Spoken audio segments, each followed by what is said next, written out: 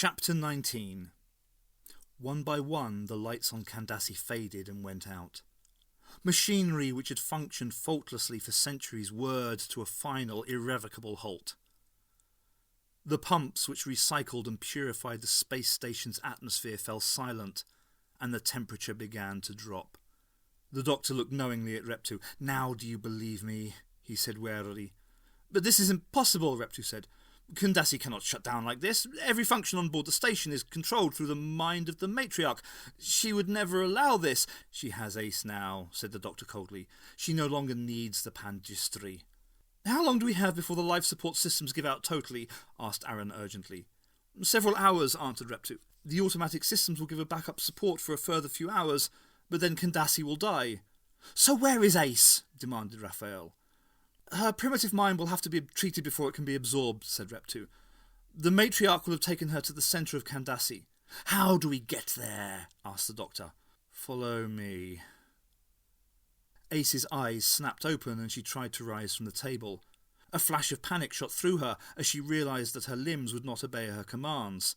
Electrodes were taped to her forehead and wires led to a bank of machinery suspended directly above her. She turned her eyes to the Grand Matriarch, who sat calmly in her chair, gazing at her. "Why can't I move?" Ace croaked. "You're a prisoner of my will," the Matriarch explained. "Long ago my people were accomplished telepaths and mind manipulators. Over the centuries our powers diminished, but for 5,000 years I nurtured my talents for this one moment when the doctor would arrive here with his companion. You've waited for me? Or any of that warrior species the doctor favours so much," said the matriarch, and she rose to walk over to Ace. "But you are the one I hoped for.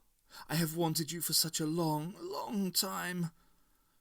Ace was filled with cold horror as the matriarch stroked her face, but she was powerless to resist. "You, my dear, are the prize. So full of powerful emotion that you are like a tinderbox ready to explode." There was an almost lecherous look on the old woman's face. Ace trembled with disgust. An unexpressed feeling of fear and panic permeated Kandassi as Reptu led the doctor, Raphael and Aaron down to the centre of the space station. As they travelled deeper and deeper in a series of high-speed lifts, members of the Pangistry, their work forgotten, would look at them, pleading for reassurance.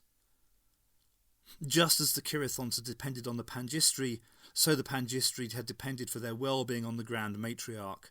Now that Kandassi was shutting down, now that their lifelong task was at its end and the Matriarch had apparently deserted them, they no longer had any sense of purpose. Their lives had suddenly become frighteningly empty. "Haven't they minds of their own?" asked Aaron contemptuously. "They never really needed them before," remarked the doctor, as the doors of the lift opened. "This is the lowermost deck," said Reptu. "We're 2 miles below the surface of Kandassi. Below us there is only the God Machine, as you call it." "And this is where we can find Ace?" asked Raphael. Reptu nodded. "The matriarch will have brought us to the preparation room. It was easy to drain the minds of Kirathons who were bred for that purpose. Earth people are much more difficult." "Yes, they're an infuriatingly imperfect species," said the doctor meaningfully. "You could learn a lot from them. Now, let's get to Ace. There's little time left." Reptu led them hurriedly through a series of winding corridors, all curiously still and empty. As they ran on, their bodies seemed to grow heavier, and it became increasingly difficult to move. It felt like wading through treacle. "She's put up a gravity field," cried the doctor. "We must concentrate, try and break through it." For long, agonizing minutes they pushed through the waves of energy which threatened to knock and crush them to the ground. The doctor and Raphael took the lead, but eventually even they had to give up as the Grand Matriarch's invisible defence became an impenetrable barrier. They collapsed exhausted onto the ground. "It's no good," came a sad, lonely voice. "I tried, and she won't even let me in." "Fetch, what are you doing here?" asked Reptu as the companion appeared. "My mistress is sick. She needs my help." "Fetch, we have to get in there," said the doctor when Reptu had introduced them. "Is there any way you can help us? Is there any other way into the preparation room?" Fetch paused for thought, thinking back on the confidences the matriarch had made to him over the past 50 years. There is a personal passage leading to it from her chambers. Then can't we use that? Asked Raphael. My mistress has protected her chambers with the force field too. There is one other way we could get there, though, said the doctor. One place she wouldn't have thought of putting out a gravity field. The others looked at him blankly. Fetch, you must lead me to the matriarch's apartments, he said, suddenly taking charge. Reptu and Aaron, you must gather together all the Pangistri. Bring them down here. A combination of their telepathic powers might just be able to break through her force field. The Pangistri are responsible for what I am, protested Aaron. I cannot join with them. Just do it, barked the doctor. You can solve your quarrels afterwards. And what should I do, Doctor? Asked Raphael. For a moment the doctor coloured, and he hesitated. Then he said, Stay here, Raphael. Keep a watch until the others arrive. If there's any change in the situation, let us know. But I want to do more, he protested. I care about Ace as much as you do, the doctor snapped back, and then softened. Trust me, Raphael, though I fear nothing short of a miracle could help us now, he muttered, not quite under his breath. As he turned to leave, an awkward glance passed between the doctor and Raphael. Fetch tugged at the doctor's sleeve. Doctor, he said, promise me that whatever happens, my mistress will not be harmed. I promise, Fetch, the doctor said, and cursed himself for telling yet one more lie. While Reptu and Aaron gathered the Pangistri together, the doctor and Fetch examined the entrance to the matriarch's chambers. As Fetch had said, it was protected by an impenetrable force field.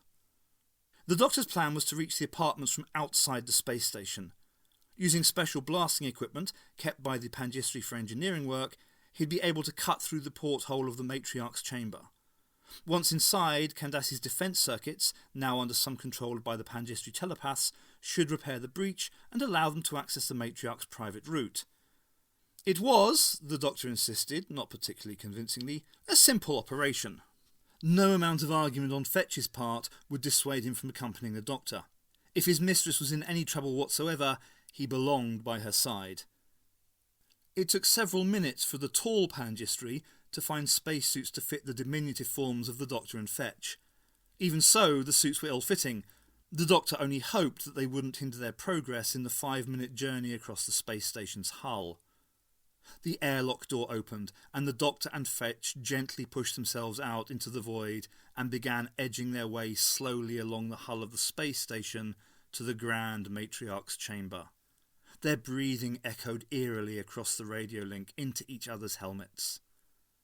Thousands of miles below them, the tiny world of Kirith spun against a backdrop of stars. The doctor paused to marvel at a sight which never failed to impress even after all these years. The infinite, vast, unknown regions of space.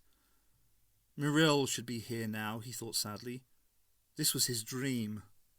At the same time, small, crab-like robots, specially created by the Pangistri for outside maintenance work on Candace, activated themselves. Their sensors had detected the Doctor and Fetch, identifying them as space detritus. They now proceeded with their task of tracking down the waste material and disposing of it. Raphael sat staring at the door of the preparation room. He shuddered to think what might be happening to Ace.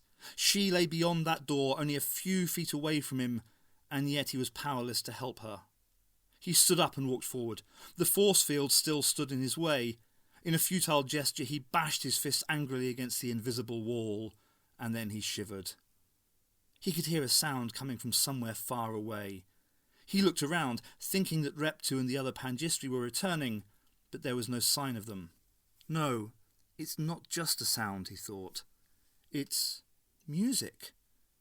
It's a corintol. He frowned, wondering where the music was coming from. Then its tone changed to a harsher, sharper sound, almost like a voice calling out his name. Raphael! Raphael! He stepped towards the direction of the voice, and then he stopped and looked back at the door to the preparation room.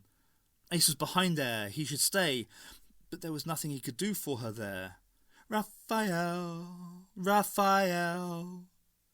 He looked back again, sick with indecision. There is nothing I can do for you here, he repeated to himself.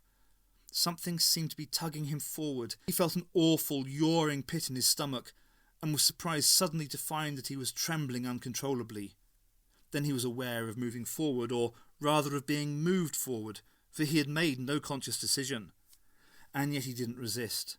It somehow seemed the right thing to do. The music from the corontal played louder and louder in his mind until its rhythms became the beating of his own two hearts, and he was humming along with the music. One of the hunter crabs scuttled soundlessly behind Fetch and, faster than the speed of thought, lashed out at him with a steel cable. The cable snaked and twisted around his foot, yanking him off the hull and sending him careering off into the blackness of space. Alerted by his cries over the radio link, the doctor spun around, almost losing his balance, to see two more crabs advancing towards him. Proboscises extended from their metal shells and spat beams of energy at him.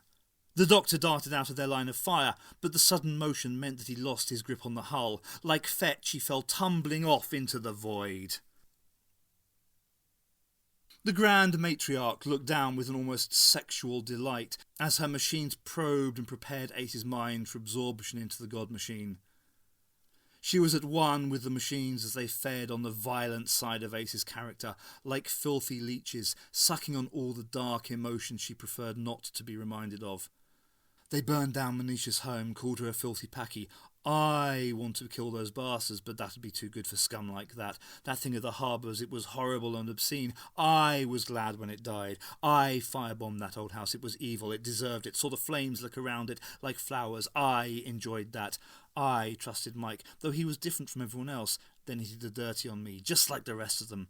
Probably got what he deserved. Even Sorin died. I hate being out of control like that. Kara is calling. The hunt. Smell the blood on the wind. Run! Too frightened to move a muscle as the knife descends, cold metal sharp against my throat. The shame of fainting. The professor, doctor, what's his game? How much does he really know? Just how safe is travelling with him? Can he be trusted? As the Grand Matriarch experienced the wonderful rush of Ace's hidden aggressions and fears, her whole body quaked with anticipation, her fist clenched and unclenched greedily. Her apotheosis but was minutes away. Whirling deeper into space, away from the space station, the doctor aimed the blasting equipment away from him towards the brown sphere of Kirith. Turning his head slowly around, he located Fetch 20 feet away from him. Silently he mouthed an old Gallifreyan charm. It would take pinpoint accuracy and a steady finger to achieve his plan.